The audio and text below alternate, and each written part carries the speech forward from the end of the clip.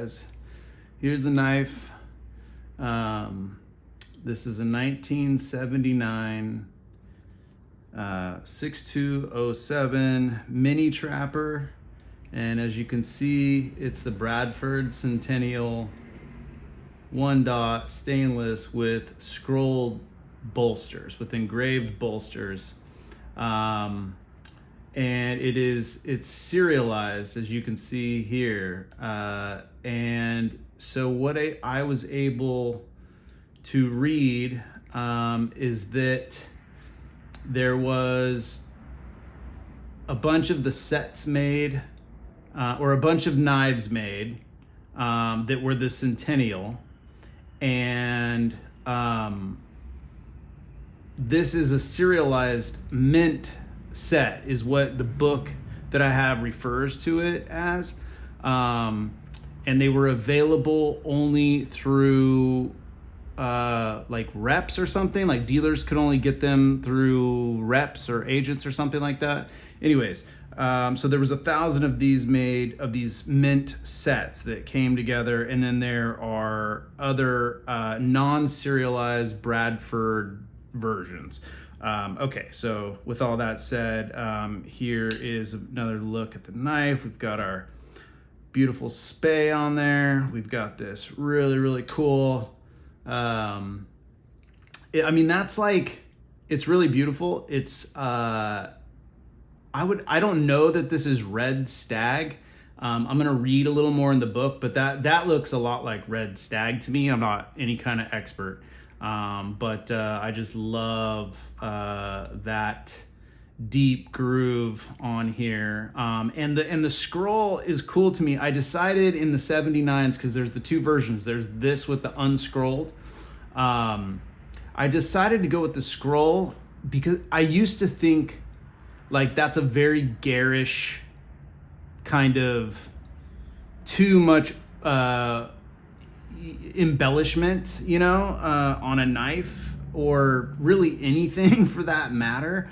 But then the time period of like 79, late 70s, early 80s, I don't know. Like if you look at things like Waylon Jennings' guitar with the tooled leather, and there was like, I don't know. I remember it with a little bit of a Western late 70s Western theme. I don't know. I attribute stuff like that with this time period though, and this knife seems very of that time period, of like a 1979 time period to me. And so I decided to go with the scrolled bolsters. Plus I was able to get this one and another one for, less than the unscrolled ones. And the unscrolled ones, there's more of them. These are like a limited to 1,000, I guess, 1,000 sets of these.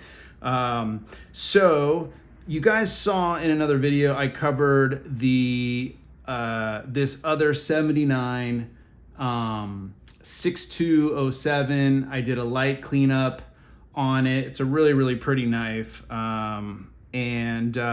So what in my reading, I realized that 1979 was a important year for the 6207, which is this knife, and because it was the first year of the mini trapper, which is this knife. And the first thing that you'll see is that what changed was this knife has a more of a traditional clip point, and this one has what they call the California clip, and I think they also refer to it as a Turkish clip. So that's one change. And then the other obvious change is the addition of the spay to make it the mini trapper. But what's weird is, because this has the pin, what's odd to me is mini trapper is like, Case didn't make the first mini trapper. In fact, I just ran across another maker. I forget if it's Straight, I forget who it is, but they had a 78 mini trapper, which is basically a dogleg jack with the spay blade just like this. And then going back In some like older knives that I found, there is what they call like half trappers, and which are smaller trappers than, I mean, I'm talking like in the 20s and 30s, that are basically like a serpentine or dogleg jack, which is what the book calls this. From what I can tell, the first year of a mini trapper in a case lineup ever referred to as a mini trapper was this knife in 79, or one like it, not necessarily Stag. And before that, the book just says this is a dogleg jack, which, because I wouldn't know, other than the spay blade, what makes this a mini trapper at all. So I don't even think they call these mini trappers, like, from what I've read. However, I would love it, because I bet you there's someone who knows more, and I would love to hear what maybe makes this a mini trapper, if it is a mini trapper. I don't know. This is the kind of stuff I'm sort of interested in knowing. I don't know why. I love to know like the details and that sort of thing. Maybe it's not super important. I don't know. It's just something that my mind kind of wants to figure out, because I don't want to be calling this knife a mini trapper, which I have definitely always called a mini trapper, something that looks like this.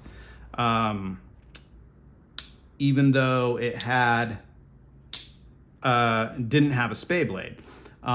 So anyhow, just wanted you guys to take a look at this knife for Stagurday, and give you some of my thoughts on it and show off a pretty knife. Let's so now I can focus up close and give you guys a little, because see how that feels like what looks like red stag to me in some newer case knives, or what they referred to as red stag. But I don't know. But on the front, it's a little more tame, but still really, really beautiful and glassy. This knife's in really, really good shape. I have, like I said, I have another knife that is from this same series, which is 910, I guess, out of 1,000 from what I read, which is weird. It's like, do I have to collect all the 910s to have it actually be a real set? I don't. They're so, case collectors are so specific sometimes. I don't know. I know the guy that has more, but I don't love some of the stag on those knives. And I loved the stag on this knife. And I love the stag on the other Centennial 910 scrolled bolster that I have. And I think I'm going to let myself off the hook, because I've told you guys I'm trying to collect like all the knives from 79. And I just feel like if I were to get the other the non-scrolled bolster Centennial set, like, it would just be redundant.